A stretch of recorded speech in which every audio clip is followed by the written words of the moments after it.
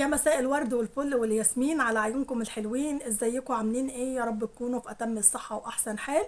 اهلا وسهلا بيكم في حكايات سحر عمارة. يا ريت لو اول مرة بتشوفوني او اول مرة بتتابعوني فضلا منكم اشتراك للقناة ولايك وشير للفيديو. احلى تعليق على القصة من عندكم. مفيش تعليق على القصة هنعلق بالصلاة والسلام على سيدنا محمد وعلى اله وصحبه اجمعين.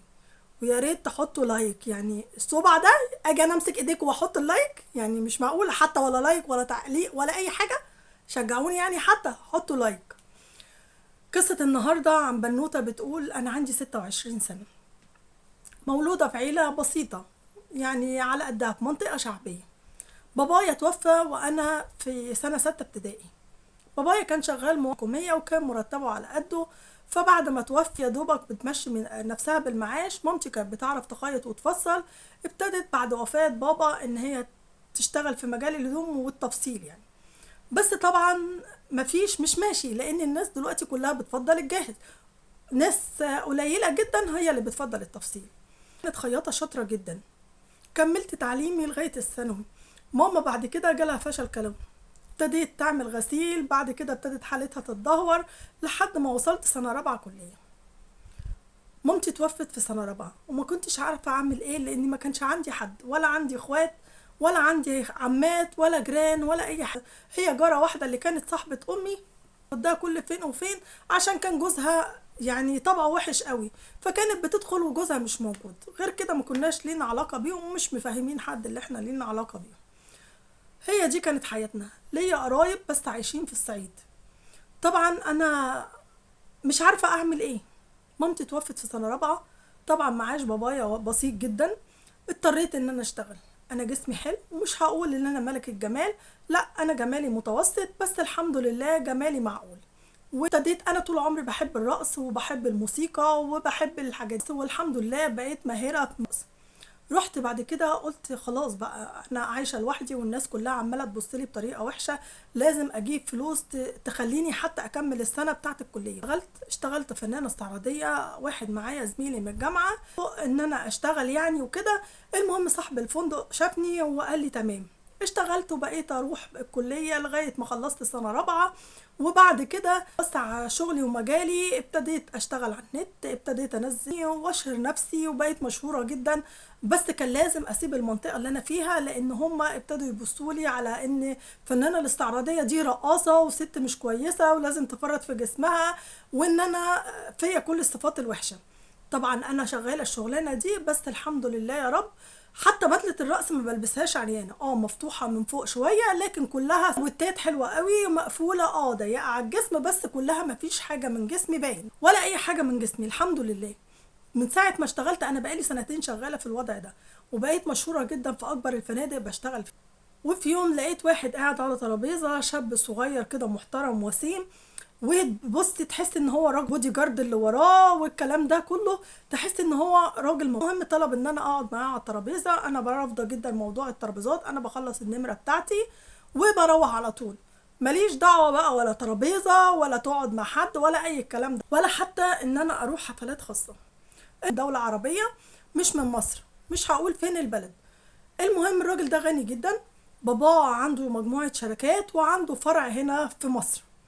بيجي لازم يجي عندي الفندق، لان هو بيبقى نازل في الفندق قاعد فيه، ما بيفوتش يوم غير لما بيجي. في مرة انا تعبت وما رحتش، لقيت طبعا انا ربنا فتحها عليا واخدت شقة كويسة في مكان كويس، وبقيت عندي عربية، بس عربية على قدي، ومستواي ابتدى يتحسن واحدة واحدة. المهم لقيت الراجل ده بيكلمني في التليفون، انا كذا، فاكره انا اللي كنت قاعد على الترابيزه كذا وطلبت منك ان انت تيجي تقعدي ورفضتي. قاعد ولقيتك ما جيتيش في حاجه. قلت له لا انا تعبانه شويه وبعتذر النهارده ومش هقدر اجي. الباب بيخبط، بفتح لقيت الراجل ده في وشي. قلت له خير في ايه؟ قال لي لا انا جيت اطمن عليكي، ينفع ادخل ولا امشي؟ قلت له لا اهلا وسهلا اتفضل. المهم دخل قال لي ان انت عايشه لوحدك؟ قلت له انا عايشه لوحدي، ما عنديش اخوات، بابايا متوفي ومامتي متوفيين، وانا زي ما انت شايف كده اخدت البكالوريوس. قال لي ايه ده انت متعلمه كمان؟ قلت له وبحضر دكتوراه. بجد؟ قلت له والله بحضر دكتوراه، ايه المشكله؟ قال لي لا ما فيش حاجه والله انا بس بسال. قال لي بقى انت مثقفه، امال ايه اللي خلاكي تشتغلي الشغلانه دي؟ فقعدنا نتكلم وقعدت احكي، قلت له معلش الوقت اتاخر، والناس كفايه ان انا فنانه استعراضيه او بمعنى اصح رقاصه، هيقولوا ان انا سمعتي طبعا ان انا بجيب رجاله والكلام ده كله، مش هينفع. قال لي انا خايف عليك وعلى سمعتك، طيب ممكن تيجي حفله خاصه عندي في الفندق وهدفع كويس. قلت له مش موضوع فلوس، بس انا ما بروحش حفلات خاصه، الموضوع ده منتهي عندي نهائي. تاني الفندق وابتدى يكلمني، ابتدى يجي لي الاوضه، ابتدى يجيب لي هدايا، وطبعا بقيت ارفض الهدايا، وجاب لي عربيه حلوه قوي ورفضت العربيه. كان ساعتها يعني محترمني قوي ان انا مش بقبل اي حاجه، ان انا ست، كان شايفني ست محترمه. وفي يوم لقيته قال لي انا لازم اتكلم معاكي، قلت له اتفضل. قال لي لا مش هينفع هنا. قلت له خلاص، وانا ما بطلعش بره. المهم مشى وغاب الراجل ده شهرين ورجع تاني. رجع تاني، كنت بصراحة بقى في الشهرين دول أنا هتجنن، الراجل ده راح فين؟ الراجل ده بطل يجي ليه؟ انشغلت بيه، تفكيري انشغل، بس خلاص بقى ما جاش زيه زي أي واحد، بس كنت مشغولة. ظهر تاني بعد شهرين على الفندق يعني. المهم لقيت المدير بيقول لي في حفلة خاصة وهيدفعوا كويس جدا، حفلة عيد ميلاد هو واحد ومش هيضايقك في أي حاجة. قلت له أنا رافضة الموضوع ده. قال لي طب هو عايز يكلمك في التليفون. كلمته، قال لي انت عارفه انا مين؟ قلت له مين؟ قال لي كذا كذا. قلت له اه انت فينك ما بتجيش ليه؟ قال لي لا انا كنت مسافر ولسه جاي، والحفله بتاعتي بتاعت عيد ميلادي دي عيد ميلادي، بس ما تخافيش محدش هيضايقك لان مفيش حد في الحفله غير انا، وانا حابب ان انت ترقصي لي لوحدي، مش حابب ان حد يشوفك غيري. تقدري تيجي وهدفع مبلغ كويس. قلت له مش موضوع مبلغ وانت عارف. قال لي لا انا هدفع مبلغ كويس. قلت له لا خلاص انا هاجي، بس لو اي حاجه ضايقتني انا همشي، مش عايزه فلوس، الموضوع ده هديه عيد ميلادك وانا هرقص هديه عيد ميلادك. قال لي تمام، بس المبلغ عند صاحب الفندق خديه. قلت له تمام. المهم بعت لي العربيه بتاعته، العربيه، ورحت المكان اللي هو فيه. طبعا فيلا جميله جدا وعلى احدث موديل. المهم ازيك عامله ايه؟ ابتديت البس بدلتي. قال لي لا انا عايزك تلبسي البدله دي. طبعا كان جايب بدله مفتوحه وبدله رقص مفتوحه. قلت له انا اسفه مش هقدر البسها، انا عمري ما لبست حاجه زي دي. قال لي انا عارف بس انا عايزك تلبسها لي. قلت له انا اسفه مش هلبسها، يبقى البدله بتاعتي، ولو موافق تمام، مش موافق انا الفلوس لسه في الاوتيل وما اخدتهاش. المهم رحت الحفله وحضرنا الحفله، وكان جايب لي البدله المفتوحه وما رضيتش البسها، وقفت على، صممت على رايي. والمهم بعد كده روحت 50,000 جنيه زياده، وقال لي هو المبلغ اللي كان دفعه كان 150,000 جنيه. احنا كان اقصى يعني مبلغ اخدته معايا كان 50,000 جنيه، فكان بالنسبه لي مبلغ كبير قوي، وكنت منبهرة. طبعا ال50,000 الزياده قلت له بتوع ايه؟ قال لي عشان فضلتي محترمه على مبدأك ان انتي ما مرضتيش تلبسي البدله اللي انا جايبها لك. عامه البدله خديها انا مش عايزها، خليها عندك، احتفظي بيها. او انا هحتفظ بيها عندي. المهم اتقابلنا مرتين بعديها وبقينا ايه اصحاب. بعد كده قال لي انا عايزه اطلب منك طلب، هتوافقي؟ قلت له ايه؟ سافر اسبوعين وراجع تاني، عايزك تفكري في حاجه. قلت له ايه هي الحاجه؟ قال لي تتجوزيني. بقيت واقفه مصدومه، قلت له انت بتتكلم جد؟ قال لي اه تتجوزيني، بس انا ليا طلبين. الطلب الاولاني انك ما تخلفيش، والطلب التاني انك ما خلاص مش هتنزلي الشغل تاني، وانا هعوضك عن كل حاجه، والفيلا اللي انت شفتيها دي انا هكتبها باسمك، بس جوازنا هيبقى في السر، محدش يعرف عنه حاجه، وهتفضلي معززه مكرمه قاعده في الفيلا، وعربيتك طلباتك كل حاجه. وطبعا بما ان انا في مصر ومحدش يعرفني في مصر، ممكن ننزل ونخرج مع بعض، لكن طول ما انا فتره مسافر هتفضلي قاعده في البيت مش هتخرجي منه. قلت له افكر. قال لي فكري براحتك، قدامك 15 يوم وانا هرجع تاني مصر. المهم قلت تمام، واسافر. ورجع قال لي فكرتي؟ قلت له اه. قال لي موافقه على الشروط؟ قلت له اه موافقه على الشروط. قال لي تمام. المهم اتجوزنا وبطلت الرقص، وقعدت بقى اذاكر والخم نفسي في المذاكره طول فتره ان هو مسافر الدوله بتاعته. بعديها بفتره كنا بنتعشى في مكان، فجه واحد صاحبه قعد معانا، طبعا ما عرفوش على اني مراته. لقيته بيقول له المدام والولاد عاملين ايه؟ باباك عامل ايه ومامتك؟ وبيسالوا على العيله. طبعا انا وشي اتغير، مراتك والولاد؟ هو انت متجوز حد غيري بس ما قلتليش؟ المهم قلت له انا هستأذن ولازم امشي. اقعدي. قال لي راح استأذن من الراجل اللي معاه وقال له معلش هنضطر ان احنا نمشي. المهم طول ما احنا ماشيين انا ما اتكلمتش ولا كلمة لحد ما وصلنا البيت. قال لي في ايه؟ قلت له في ايه؟ قلت له انت متجوز وعندك ولاد وما قلتليش؟ قال لي اه متجوز وعندي ولاد. ايه المشكله؟ هو انت في بلد وهي في بلد، انت مالك؟ دي مراتي وولادي قدام الناس وانت مراتي هنا، لكن هي دي ما اقدرش، عشان كده قلت لك مش عايز ولاد منك. قلت له انت مش عايز ولاد مني عشان انا رقاصه؟ انا لغيت حلمي ولغيت حلم الامومه وفي الاخر تكذب عليا؟ اللي بيتبنى على كذبه بيفضل طول عمره كذبه. قال لي هي دي الكذبه الوحيده اللي انا كذبتها عليكي عشان كنت خايف لا ترفضيني عشان انا بحبك. قلت له بس المفروض كنت تقولي من الاول ان انت متجوز وعندك ولاد، عشان كده قلت لي ان انت مش عايز ولاد، مش عايز حاجه تربطك بيا. اكدت لي ان انت ما كنتش بتحبني، ان انت عايز تاخد مزاجه وخلاص واحده تتسلى بيها. قال لي انت شايفه كده؟ قلت له اه ده اللي انا شايفاه. المهم هو مشى زعلان وانا فضلت قاعده متضايقه وزعلانه وسافر. قعد شهر ما يكلمنيش. بعد كده لقيته بعت لي رساله يقول لي انت وحشتيني، مش معقوله الشهر ده كله وما فكرتيش تكلميني او تبعتي لي حتى رساله تقولي لي انت عامل ايه؟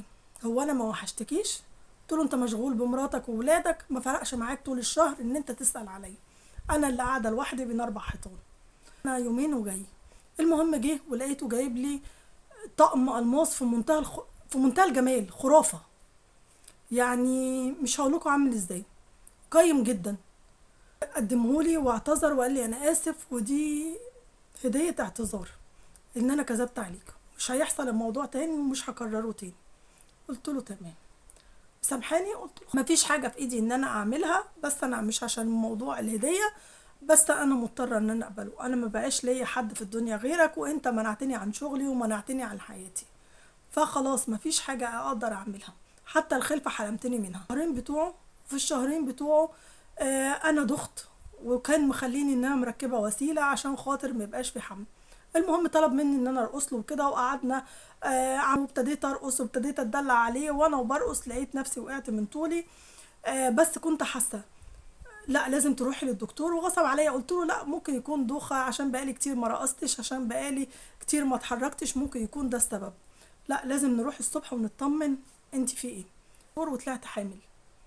وكان بقى لما اعرف ان انا حامل، ازاي تعملي حاجه زي دي؟ قلت له اعمل ايه؟ ما انت شايف ان الحمل على الوسيله. هو انا رحت حملت من نفسي؟ انا من البدايه انت قلت لي مش عايز ولاد، وانا قلت خلاص مش هجيب ولاد، وقلت هحرم نفسي. انت عملتي كده عشان خاطر عرفتي ان انا متجوز عليك وعندي ولاد. قلت له لا انا ما كنتش اعرف، والدكتور قال لك الحمل على الوسيله، تنزلي العيل واختاري يا انا يا العيل، ولو اخترتي العيل انا هاخد كل حاجه انا جبتها لك. قلت له يعني ايه؟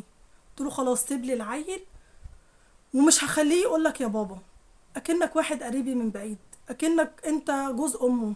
مش هخليه كتب باسمك، هكتبه باسمي انا. قال لي انا مش عايز ولاد، فكري انا هسافر واما ارجع الاقيكي نزلتي العيل، يا اما لو مش هتنزليه خلاص كل واحد منا يروح لحاله. انا دلوقتي ما صدقت ان انا بقيت حامل. يمكن ربنا عمل كده عشان يعوضني، عشان يوريني ان ده هو ده الونس اللي هيبقى ليا في الدنيا، لان هو عايش حياته في البلد بتاعته وعنده 3 اولاد بتتقاله كلمة بابا. انا لو حصل لي اي حاجة مفيش سند ليا، مفيش ظهر ليا، هو بس سند وظهر في الفلوس.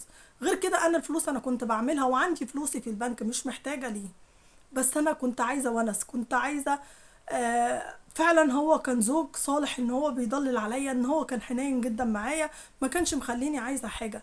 هي يمكن حكايه موضوع الخلفه دي هي اللي كانت تعباني، وان انا الوحده كمان هي اللي كانت مضايقاني.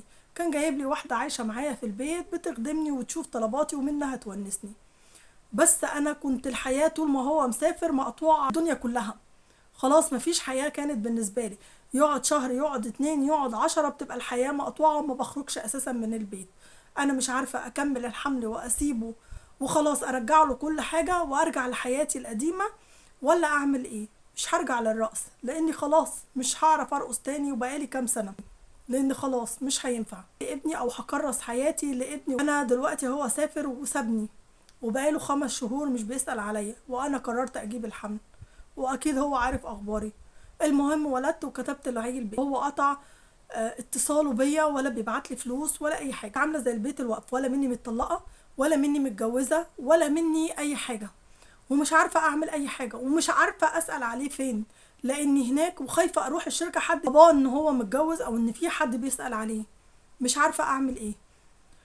المهم بعت واحده زميلتي كنت اعرفها من ايام الكليه، قلت لها معلش روحي الشركه واسالي هو موجود بيجي ولا لا. اكتشفت ان هو بيجي مصر وبيرجع تاني، وان هو بيجي يقعد الفتره بس بيقعد في مكان تاني ما بيجيش على الفيلا. انا كده مش عارفه ارفع عليه قضيه خلع واخلعه، ولا ارفع عليه قضيه طلاق وكل واحد يروح لحاله، ولا افضل قاعده زي ما انا في الفيلا اللي مكتوبه باسمي اللي هو عايزني ارجعها له وارجع له العربيه وكل حاجه هو جابها لي. انا مش عارفه اعمل ايه، اختار ابني ولا اختار الوحده واستناه والفلوس وكل ده؟ انا بجد محتاره ومش عارفه اعمل ايه. دي حكايه النهارده. انا من رايي ما تنزليش العيل. انت عندك فلوسك اللي كنت شايلاها، مش زي العيشه اللي كنت هتعيشيها، بس الست بتحب تسمع كلمه ماما، بتحب الونس. انت شايفه هو عنده ولاده وعنده عيشته وعنده فلوسه وعنده كل حاجه، انت ما عندكيش غير هو بس. وما عندكيش حتى عيل يقولك يا ماما، ما عندكيش عيل لما تتعبي تسندي عليه، ما عندكيش عيل يونسك في دنيتك، ملكيش اهل اساسا، فالعيل ده هيبقى اهلك. ما تنزليش العيل، وحرام تقتلي روح ربنا اداهالك. ليه؟ ربنا اداكي نعمه، يمكن بعد ما وراكي ان هو متجوز وبيكذب عليكي يا عالم مخبي ايه تاني. انت ما تعرفيش اي حاجه عنه في البلد اللي هو عايش فيها، انت ما تعرفيش غير ان هو عنده شركه هنا بس، وبيجي يقضي معاكي الشهرين او الوقت بعد ما بيخلص شغل بيجي يقعدوا. هو اناني، هو كده مش بيحب غير نفسه بس. ويا تنزلي العيل يا ياخد منك كل حاجه. لا، ما تنزليش العيل وما ترجعلهوش اي حاجه، لان كل اللي مكتوب باسمك خليه باسمك، يعمل اللي هو عايز يعمله. معاكي قسيمه الجواز ممكن تكتبيه باسمه غصب عنه. واسهلي برضو في الموضوع ده عشان انا مش هقدر افيدك. ده رأيي انا، شوفي الناس هتقولك رأيهم ايه. دي كانت قصة النهاردة وحكاية النهاردة. يا ريت تقولوا لها تعمل ايه، تنزل العيل وتفضل عايشة مع جوزها اللي بيجي لها كل شهرين وتتمتع بفلوسه، ولا تخلي البيبي وترجع له كل حاجة. دي كانت قصة النهاردة وحكاية النهاردة. لايك وشير للفيديو، واحلى تعليق على القصة من عندكم، وسلام عليكم.